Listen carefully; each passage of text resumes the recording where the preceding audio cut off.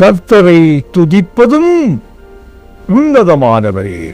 உமது நாமத்தை கீர்த்தனம் பண்ணுவதும் 10 நரம்பு வீணையினாலும் தம்புரியினாலும் தியானத்தோடு வாசிக்கும் சுர மண்டலத்தினாலும் காலையிலே உமது கிருபையையும் இரவிலே உமது சத்தியத்தையும் அறிவிப்பதும் நலமாயிருக்கும். கர்த்தாவே, உமது செய்திகளால் என்னை மகிழ்ச்சி ஆக்கினீர். உமது கரத்தின் கிரியைகள் நிமித்தம் ஆனந்த சத்தமிடுவேன். கர்த்தாவே, உமது கிரியைகள் எவ்வளவு மகத்துவமானவைகள்! உமது யோசனைகள் மகா ஆழமானவைகள். மிருக குணமுள்ள மனுஷன் அதை அறியான், மூடன் அதை உணரான்.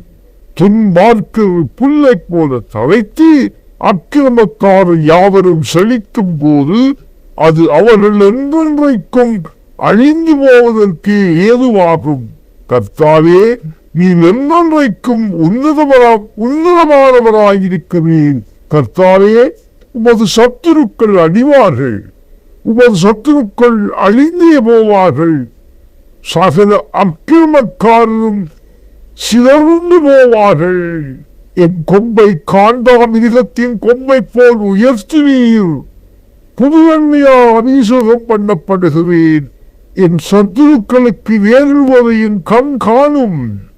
எனக்கு விரோதமாய் எழுப்புகிற துன்மார்க்கருக்கு நேரிடுவதை என் காது கேட்கும்.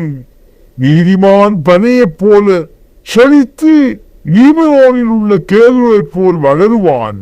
கர்த்தருடைய ஆலயத்தில் நாட்டப்பட்டவர்கள் எங்கள் தேவனுடைய பிரகாரங்களில் செழித்திருப்பார்கள். கர்த்தர் உத்தமர் என்றும் கண்மணியாகி அவரிடத்தில் அநீதியில் என்றும் விளங்க பண்ணும்படி அவர்கள் முதிர் வயதிலும் கனிதந்து புஷ்டியும் பசுமையுமாயிருப்பார்கள்.